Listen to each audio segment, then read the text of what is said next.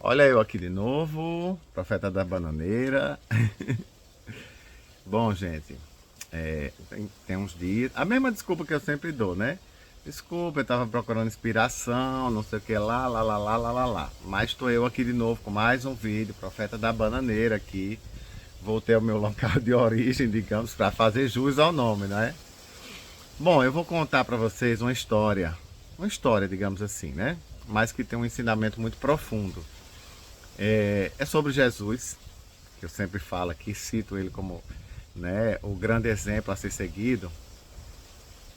E essa história está no livro de Mateus, capítulo 9. Eu não vou citar exatamente um versículo, porque é uma história assim, um tanto quanto que vários acontecimentos que vão ocorrendo um após outro, para eu explicar, para eu chegar onde é que eu quero chegar aqui.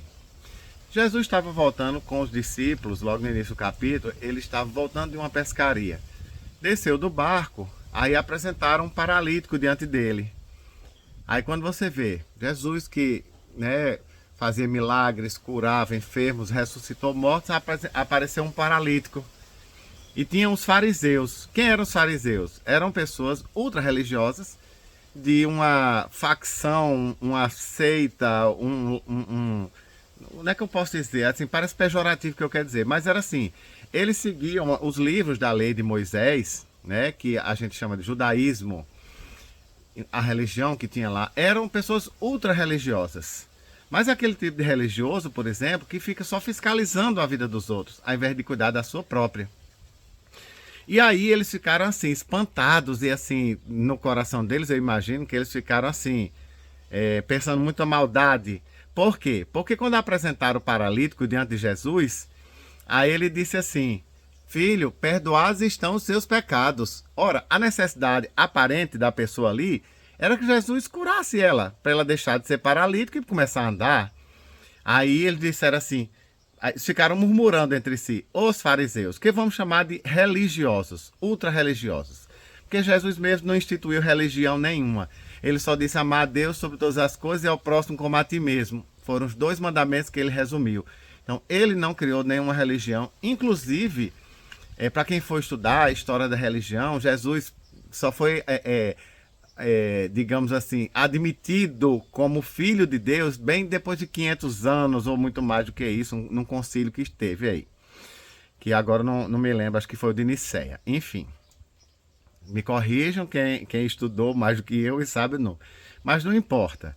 Importa que ele, como sendo filho de Deus, também era Deus. E sabia, conhecia o coração dos homens.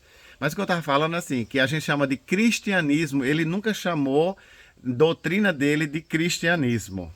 Porque era Jesus Cristo. Nem se falava nisso naquela época. Até quando ele morreu, não se falava em cristianismo.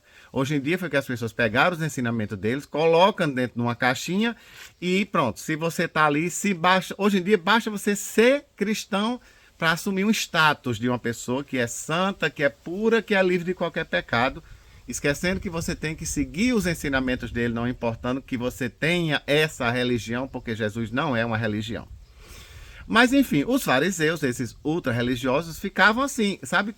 Para onde Jesus ia, ao invés de, eles no mínimo deviam ter o que fazer, ou não tinham o que fazer, que é para estar fiscalizando tudo que Jesus fazia.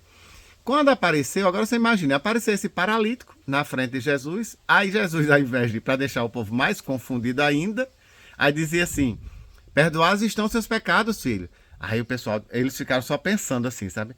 Mas quem é ele para perdoar o pecado? Aí Jesus, conhecendo do coração dos homens, porque isso não chegou a ser pronunciado, Jesus conheceu, ou seja, viu a intenção do coração deles, aí disse assim: é para que vocês saibam que o Filho do Homem, ou ele, o Filho de Deus, tem poder no céu e na terra para perdoar os pecados, também tem poder para isso. Filho, levanta-te e anda. E curou o paralítico na mesma hora, e ele se levantou e saiu andando. O que é que ele quis dizer? Eu tenho todo o poder de fazer o que eu quiser. Tanto posso aqui fazer uma coisa, uma obra física, a pessoa tá ali, nasceu paralítico, nunca andou na vida, e a partir desse momento a pessoa se firmou nos pés e começou a andar.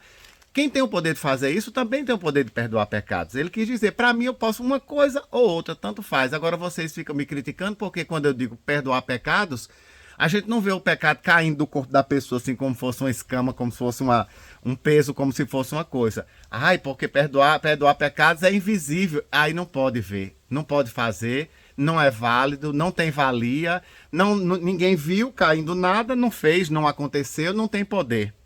Como se precisasse, todas as vezes que Jesus curasse ou perdoasse um pecado de alguém, rebombasse trovões no céu, caísse uma chuva de fogo. Não precisa disso. Porque para quem tem o poder, pode fazer tudo isso de forma silenciosa e invisível.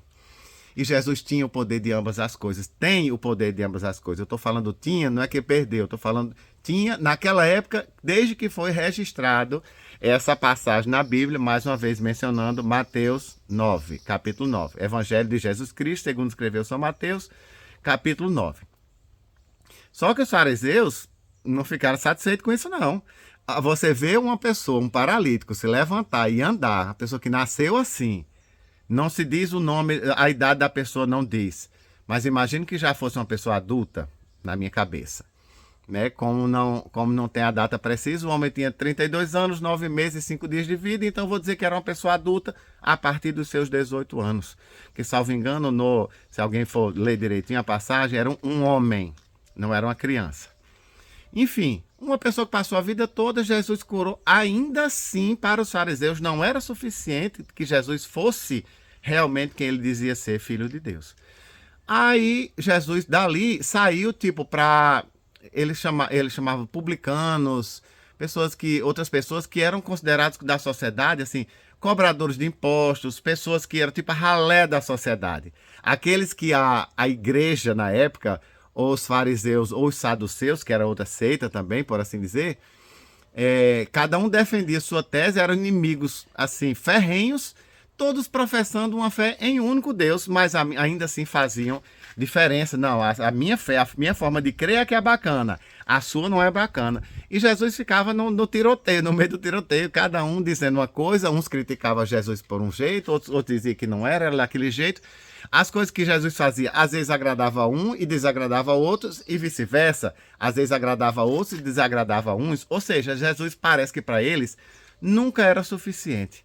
E aí ele foi dizer assim, quando viram Jesus se alimentando com esse povo, comendo lá, aí eles disseram assim, mas quem é esse?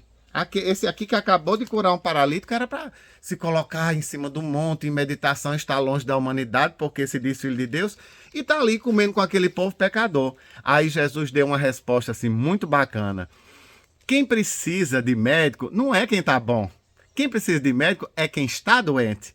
E assim, na nossa vida, no nosso cotidiano, são raras as pessoas que vão assim, tipo, esse ano eu vou fazer um check-up. A pessoa não está sentindo um dedo numa unha e resolve fazer um check-up no hospital para saber se tem alguma coisa. Eu tenho muito medo de estar procurando, porque quem procura acha, né? Eu já ouvi muita história de que, eu não vou fazer não, porque vai que dá, né? Aparece alguma coisa. E aquela coisa a pessoa fica preocupada e mexe no psicológico e vai surgindo coisa. Então, às vezes, eu sou do time que, assim, é melhor nem procurar saber muito, sabe? Mas, enfim, se eu não acho que eu tô doente, não preciso de médico. Inclusive, até eu tô doente. Não sei se vocês estão percebendo a minha voz. Os meus cabelos continuam mesmo, mas a minha voz, um pouco gripado, mas faz parte da vida. Aí, então, era assim, Jesus, ele fazia tudo isso sem querer enquadrar as pessoas numa religião. Ele só que estava querendo mostrar um caminho bom, que era de salvação, de perdão de pecados, de cura física, de cura espiritual, de todas as coisas, sem querer se encaixar em ser, eu vou ter que mostrar que eu sou santo, eu vou ter que mostrar não sei o que lá. Então, essa é uma parte da história, certo? Você não precisa estar mostrando nada, você basta ser. Agora, tem um outro lado que eu estava, inclusive, conversando com uma pessoa ontem e me alertou para essas coisas. A pessoa está perdida no mundo, aceita Jesus, entra na igreja, estou falando no caso tipo de evangélico, que é o que eu mais conheço, né? Não vou falar de outras coisas que eu não conheço muito, que eu passei a igreja a vida toda inserido nesse contexto. Aí a pessoa aceita Jesus. Mas quando está lá dentro, aí o que é que acontece? Critica muitas vezes uma pessoa que roubou, que matou, mas que se arrependeu. Aí ficam dizendo assim, mas agora é muito fácil. De fato, tem muita gente que se esconde dentro da religião, faz as coisas, não tem arrependimento nenhum, Aí, não, agora para ficar bem perante a sociedade ou para ser aceito, inclusive enganar muitas pessoas que estão dentro da igreja, aí finge que aceita Jesus e passa lá e a vida toda se escondendo. Nunca, se tivesse realmente se arrependido dos seus pecados, Jesus teria perdoado. E mesmo que tivesse que pagar a pena, o crime perante os homens, mas para Deus o pecado dele estava absolvido. Só que Deus nunca vai absolver pecado, né?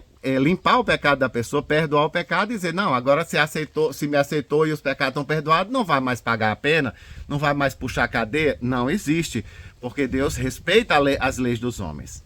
Agora o que é que acontece é que muitos que já se são salvos, aí começa a dizer, achar que inclusive que está salvo, que nunca vai pecar de novo. E que fica criticando a vida do povo. Às vezes o que eu já vi muito é pessoas, assim, com muita maledicência no coração, com a língua enorme que soltava faísca, eu falei esses dias atrás sobre isso, e fica caçando detalhes da vida do outro. Ai, porque aquela irmã vai para a igreja com a roupa assim, ai, porque aquela vai assada e não sei o que lá. Gente, o seu próprio coração. Você não está precisando, quando você está nessa maledicência, você também não está precisando de médico, porque a gente não precisa de médico uma vez na vida só não. A gente, desde que nasce até morrer, a gente vai precisar de médico. Então a gente vai estar sempre na dispensação, na necessidade, sempre olhando para Deus, sempre esperando que Ele nos acolha quando a gente estiver precisando, inclusive todos os dias. Então não cabe a nenhum de nós estar julgando se aquela outra pessoa é salva ou não, por uma aparência disso, por aquilo ou por aquilo outro. Deixe de fiscalizar Jesus, deixe ele curar os pecados do povo, perdoar os pecados do povo, deixe ele curar o povo e vá cuidar da sua vida, porque no mínimo se você tem tempo demais para cuidar da sua vida, vou aqui botar uma trouxa de roupa para você lavar, porque aqui está esperando por mim. Eu não tenho tempo de estar cuidando da vida do povo, porque eu trabalho muito. E eu tenho muito o que fazer na minha vida e eu prefiro nem estar tendo nem curiosidade na vida do povo, que já basta a minha para eu dar de conta. E o que eu posso, um tempinho que eu arranjo, compartilhar aqui esses ensinamentos com vocês.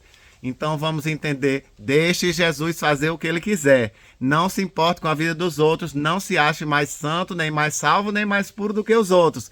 Porque todos somos pecadores. Enquanto estivermos nesse corpo mortal aqui, vamos precisar sim de perdão de pecados, vamos precisar da misericórdia de Deus e vamos precisar da graça de Deus para suportar todos os dias, porque senão a gente vai virar um crítico da vida dos outros e Deus vai se afastando, porque Deus não admite esse tipo de coisa.